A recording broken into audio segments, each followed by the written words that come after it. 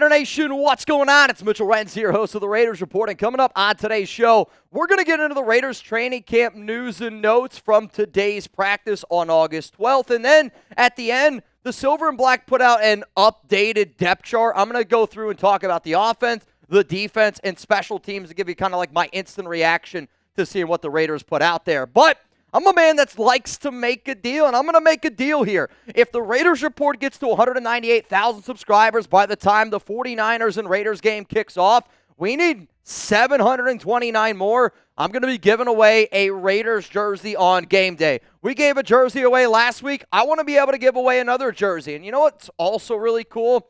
That down there is not even the best deal that we're going to be doing on game day. I've given away a lot of cool shit on this show.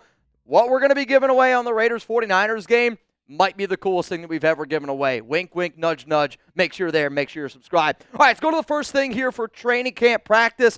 One of the things that I always look at is who's there and who's not there. 5 players ended up missing practice today. They were unable to go. One of those players was Lonnie Johnson Jr., and no surprise, he's still battling that broken leg, essentially. And I don't know if anybody saw the video. Shout out to Lonnie. I'm pretty sure it was Lonnie's wife or significant other. She put out a video of him after his surgery, and he said something like, all he was worried about when he woke up was like, oh, I heard that you wrecked my Benz, or you wrecked my car. I was freaking dying. It was on his Instagram story. Keep on wrestling up there, Lonnie. Thomas Harper was not out there. Andre Carter, Leki Fotu, Alex Cappa.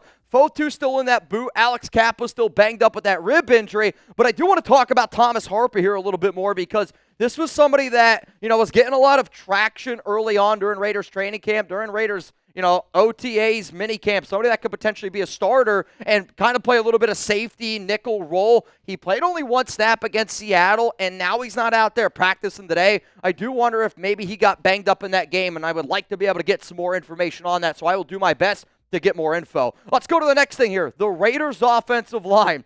The other thing that I'm always looking at as soon as the Raiders walk out on the practice, I'm texting my buddies, I'm like, what is that starting 5? Today, the Raiders starting 5 is the starting 5 that you probably guessed it was going to end up being. Kolton Miller at left tackle. Left guard was Dylan Parham. Center is Jordan Meredith. Right guard is JPJ. And then at right tackle is DJ Glaze. I should also say that there's been some rumors about Parham adding some weight. Parham did say, apparently in an interview, that he hasn't gained any weight, that he's still playing at the weight that he was at last season, and he doesn't know why the Raiders ultimately bumped up his weight to 332. From what I understand, he's still playing at somewhere around 315 to 320. Let's keep it moving here, though, on the Raiders training camp news from today. But actually, before I do that, I want you to fill in the blank because this has been one of those questions. This has been one of those things that's just been circulating around Twitter, around Instagram. If Jackson Powers-Johnson isn't a starter for the Raiders, I will blank. This is going to be the pinned comment here on today's show. And if you saw the depth chart that the Raiders put out, you might understand why I'm asking this question. You're all about to get it with a YouTube ad break. While that ad is playing, I want you to scroll on down. My answer coming up here in just a moment.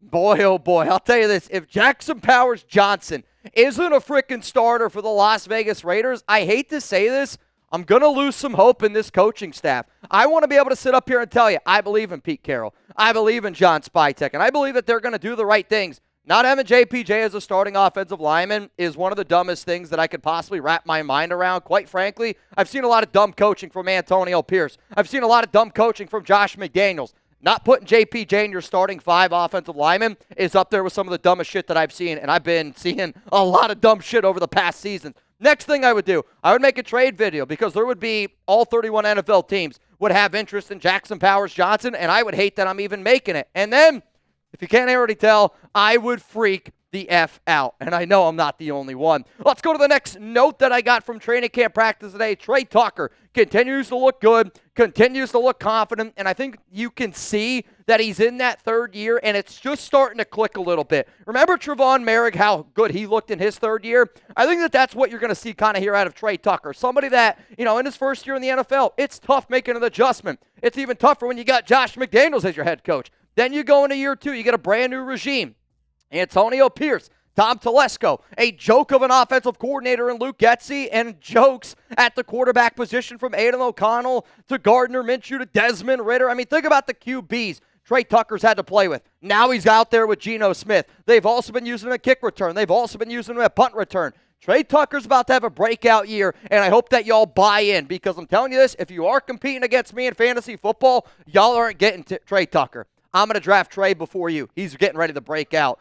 First round's too crazy. Let's go to the next one here. Terrell Edmunds was working with the twos, and this note here is kind of a funny one because when you see the depth chart, it's, again, depth charts at this time of the offseason. You don't need to overreact to them all too much. But what I did find important was that Edmunds, in his basically first practice, and he spoke to the media after and was just like, man, I'm just trying to soak up as much information as I possibly can. But he did get some work today with the twos, and this was somebody that the Raiders literally just signed over the weekend. And I think when you're looking at him, you're like, all right, why did the Raiders do this? Why did they decide to bring him in? I think what the Raiders are trying to do is, yes, they're trying to look for a Lonnie Johnson Jr. replacement. They're trying to get some more depth there in that secondary. They're trying to get somebody that this staff believes in. Reminder, he's got some coaching connections to some of our people in our front office based on his time with Pittsburgh, because we hired some people from Omar Khan's regime, if you will. So Terrell Edmunds has definitely got some ties in there, but the fact that he's already getting some work with the twos, he is a must player to watch, I guess, up against San Francisco. Adam Butler, he was back at practice today, which was good. Again, he was dealing with more of a personal matter.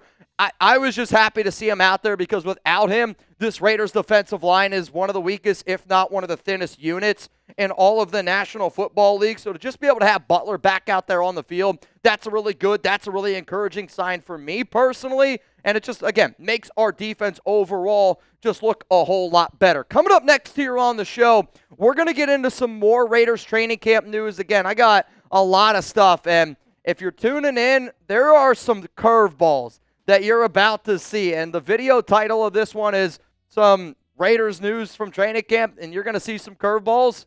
You're going to see some curveballs coming up here. That's all I'm going to say. To make sure that you can always adjust to whatever pitch you're getting. Personally, me, I used to like taking batting practice in shorts. I don't take BP anymore, though. If you are looking for some awesome Raiders gear, go to chatsports.com/Raiders sale. If you enjoyed the sale that I did last week around the jerseys, and now you already got a jersey, because I saw that we ended up selling, it was like 228 Raiders jerseys. Pretty flippin' wild. If you want to get a brand new zip-up, a hooded sweatshirt, I don't know, something for your kids, something for yourself, a hat, there's gloves. Dude, there are hundreds, and I mean hundreds of different items at chatsports.com/Raiders sale. You click on that link, and you can get anything that you want. It's on sale. I've seen things up to 50% off. I saw things that were 40% off, multiple different items. Bottom line is this: if you need some brand new Raiders stuff, chatsports.com/Raiders sale. Let's keep it moving here with the Raiders training camp news from today.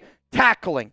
Lots and lots of tackling. And if you're like me, when I got the note that the Raiders were really practicing tackling today, I said, thank the frickin' Lord, because when you go through and you look at the tape of that game against Seattle, it's almost like we haven't practiced tackling all off season. Let's go to the next note here. Antonio Mafi did get some work today with the ones at right guard. JPJ was out there. He was healthy, and he is still battling, I'll call it a minor rib injury. And essentially, I think that the Raiders just wanted to take it a little bit easy with them, because, yes, Jackson Powers-Johnson is a physical mother effer, but he's also somebody that has dealt with some injuries in the past. And I think the Raiders are just, they want to be a little bit cautious with them, but at the same time, they are trying to get some of these other players some extra rep. And I do really wonder if the Raiders keep 9 offensive linemen and the 9th guy's name isn't Thayer Munford, I wonder if it's Antonio Mafi. Let's go to the next one here, and this is probably the biggest note that I got from camp today, and I would say the biggest winner from Raiders training camp practice today, Kyu Blu Kelly. This was somebody that had an 83 overall PFF grade in that Seahawks game, second highest on defense behind only Jamal Adams. And this was one of my biggest winners that I put out in that video earlier in the week of my Raiders winners and losers. So what happened? Today he got some reps with the ones. And some of y'all might be going, oh, wow, Kyu Blu Kelly getting some reps with the ones at nickel. He was getting reps at number 1 at outside corner over Darian Porter. Today, to start, it was Eric Stokes and Kyu Blu Kelly as the outside corners. And Darian did get some opportunities to get back in there. But the other thing then, later on in practice, when Kyu Blu then kind of went back to playing with the twos, he intercepted Aiden O'Connell on a ball that the note that I got in the text message was, that's a top 10 catch by Kyu Blu Kelly. I didn't see it. Obviously, I'm not at Raiders practice, but ultimately, he had a great practice today. He got some work with the ones, and he took advantage of his opportunities. That's what Pete Carroll loves. Also, he did play with the Seattle Seahawks in 2023 for a limited time with Pete when he was there. So the coaching connection, I don't know. And he's over 6 foot. Very, very, very interesting. What'd you say? Quick little question here about Kyu Blu Kelly, because this is somebody that is just now starting to really, I think, catch on with a lot of Raiders fans, and somebody that I don't think was on the radar in terms of making the roster. If I did a 53-man roster video today, right now, Kyu Blu Kelly is going to make that team. So I'm going to say yes, but you don't have to agree with me. That's the coolest part about this show. Let me know down below. Give me a yes, give me a no. Will Kyu Blu Kelly end up making the Raiders 53-man roster? Let's keep it moving here with our training camp news today. Jamal Adams did get some work today with the ones, and the Raiders are still using a Jermaine Pratt, Devin White, a Landon Roberts as the top 3 linebackers, but I'll keep saying this. Jamal Adams, the more and more work that he gets with the first team, the better and better he looks. And he kind of looks like that old Jamal Adams that we saw many years ago. He looks healthy, he looks fast, and he looks like he should have been playing linebacker the past 4 seasons in the NFL. Let's keep it moving here. Chris Smith, he is still being used as the, I'll call it Lonnie Johnson Jr. replacement. And when the Raiders go and they play nickel, they have a few different formations when they play nickel, and it's kind of one of the things that Patrick Graham does, where sometimes they'll go with the speedier nickel defense. Sometimes they'll go with more physical. When they're going like physical, when they're going, I'll call it like the longer, some of these bigger guys out there playing nickel, you'll see Chris Smith go out there. But to me, that's going to be a role where you got to watch how he plays, how Trey Taylor plays, and Terrell Edmunds, because I think those 3 guys are fighting for that spot right now. Let's go back to Darian Porter here, still getting number 1 reps as the outside. I'm not saying Kyu Blu's taking his job. I would still say that Darian Porter is the number 1 guy on the outside. What I do find very interesting, though, about Kyu Blu, if they're using him in the nickel and they're using him at the outside, somebody that's been on the roster bubble, Darnay Holmes. Could the Raiders potentially keep a player like Kyu Blu Kelly because they know he offers them a little bit more versatility, where Darnay Holmes doesn't do that? And then you just keep Greedy Vance in there at nickel. Just something to watch out for. Devin White, not only did he have a pick 6, he also had another interception, though the second interception, from what I understand, was more of a drop ball that fell into the lap with Devin White. But he had a pick 6 against Geno Smith, and he's been looking really good in coverage based on the reports coming out of training camp. The final note that I have here is this. Max Crosby was an absolute game wrecker today, and part of that pick 6 by Devin White was credited to Max Crosby. He is really, and I mean really, he's either going to make DJ Glaze better, or he's just going to, Glaze got to go home and he's going to be like, man, it's tough going up against 98 every single day. But Crosby, you got to hope that iron sharpens iron, because our offensive line, we need all the iron we can get right now based on what we've been seeing over the past few weeks at training camp, the mock game, and that Raiders preseason game up against Seattle. But a huge, huge day for number 98, and I'm not surprised by it at all. Coming up next here on the show, we're going to get into our Raiders depth chart breakdown. Before I get into my thoughts on the offense, the defense, and on special teams, I wanted to let y'all know when I'm going to be live today, when I'm going to be live this week, and this is basically my live schedule throughout the entire week. So Tuesday, right now, obviously, I am live. I was actually trying to get this video out before live today, but we just have been a little bit busy here at Chat Sports. Thursday, I'm going to be live, 4 p.m. Eastern Time, 1 p.m. Pacific. You can basically look at this as like Thursday happy hour. I'm off on Friday, and I'm going to go balls to the wall there. And then Saturday, we're going to go live 2 hours before kickoff like we did last week against the Seahawks. We had a great time during tailgate. We're going to hype you guys all up again, and it's 49ers week. It just means a little bit more, and I want to take down the 49ers report, so I really, really hope they end up pulling up here. All right, let's first go to the offensive side of the football. This is the depth chart that the Raiders released, and I want you to look at it. I want you to let it soak in a little bit. We don't got to get all Mormon, but you know what I'm talking about here. Let's just look at the depth chart and tell me what you're thinking about. Offensive line, receiver, tight end, quarterback, running back. The first thing that I noticed that I thought was a little bit strange, and I'm just kind of sick and tired of it.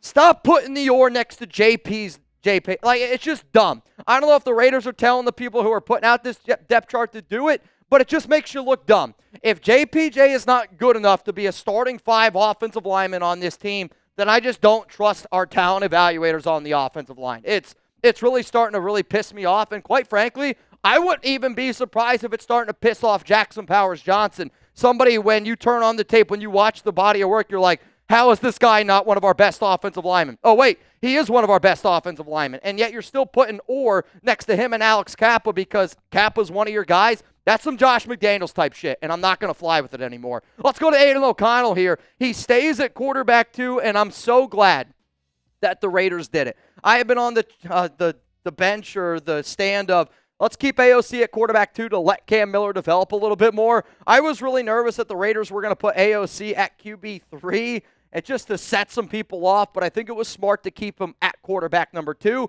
Let's go to the next thing here. I don't know if you noticed, Zamir White was next to RB2. It did say Orr with Raheem Mostert, but this is somebody where, we didn't know if he was going to end up making this roster. And he continuously shows he's lost a little bit of weight. He's improved his pass-catching ability. He's, kind of improved some of that juice in terms of running ball security. He's somebody that you got to watch to end up making the squad. And running back, too. That's very interesting with Mostert. The final thing I'll bring up here is Marquez Callaway. Just because the Raiders signed him earlier in the week, I was like, where exactly are they going to put him on the depth chart? They put him there as the 4th string, which is exactly where he should be. Extra body for a joint practice for this week, and I think it's also one of the things that you're going to see the Raiders do of they might add a few more bodies for that final preseason game because they're probably not going to play many guys in that week 3 game. Let's go to the defensive side now of this depth chart, and again, look at it. Let it soak in. You're going to see Lonnie Johnson Jr. still there at the very bottom. Again, he is battling that injury, so they're just putting him at number 4. But from the defensive line of the middle linebackers to your defensive backfield, the first thing that I noticed was that Thomas Booker was still listed as 4th string. This is the ultimate reason of why you don't overreact to depth charts in the offseason, because Thomas Booker's been getting work with the number 1s. And, I kind of laugh sometimes. I'm like, all right, Booker listed 4th string, getting work with the 1s. Terrell Edmunds listed as 4th string. Got work today with the number 2s, So, that's going to be a big one that I'm going to be watching in this game. JT Woods, he ended up moving up the depth chart. Why? Because the Raiders traded away Ja'Cory and Bennett. So all they did was they said, all right, we're going to throw you up there. But Kyu Blu Kelly was getting reps over JT Woods today. And then Greedy Vance is still listed over Kyu Blu Kelly, but Kyu Blu Kelly was taking reps with the 1. So if there's anything that I've learned from the defense, from the depth chart, get a piece of paper, crumble it up, and just throw it out the window, because even Tonka Hemingway was getting work with number 1 at defensive tackle, and he's listed as a DE. I don't know what our depth chart is, and I don't even know if Patrick Graham does either. And then let's look at the special teams units here. No surprises at punter, kicker, long snapper, nothing. But what I am really just going to throw out there is, can we all come to an agreement that I don't want to see Ashton Genty on special teams? If you wanted to try at one random training camp practice, one OTA, one mini camp, you just want to say, hey, this guy's a phenomenal athlete. If Ashton Genty steps foot on that football field during a regular season game and he's doing kick return duties and he's doing punt return duties, unless the game's on the line, I'm going to be really pissed off about it. Tommy Mellott still listed as the 4th string, and again, he's somebody that was, the hope was he was going to be able to be a kick returner, punt returner. But then, again, more and more credit there to Trey Tucker. But what I do think one of the most interesting battles going on right now, and it's between the backup kick returner, backup punt returning duties of, you got Dylan Laube, Alex Bachman, Chris Collier, and there's just a mixture, Sincere McCormick, of could they end up keeping one of those players, and could the tiebreaker be you just offer us a little bit more on special teams? It's like, well, Alex Bachman we know is a better receiver than Tommy Mellott, but Sincere McCormick's a better kick returner than, I don't know, Dylan Laube, and that's why we're going to keep certain guys. I think that's going to be a low-key position battle to watch, just because that could be the cherry on top for this team to go, that's the reason why I'm going to end up keeping this person over somebody else. Now, before I do get out of here, friendly reminder again, Raiders up against the 49ers. We're going to be giving something away, and I promise you, every single person, even people who don't like the Raiders, would love to win this giveaway, and we're going to be giving it away this Saturday. Make sure you're subscribed. I better see you there.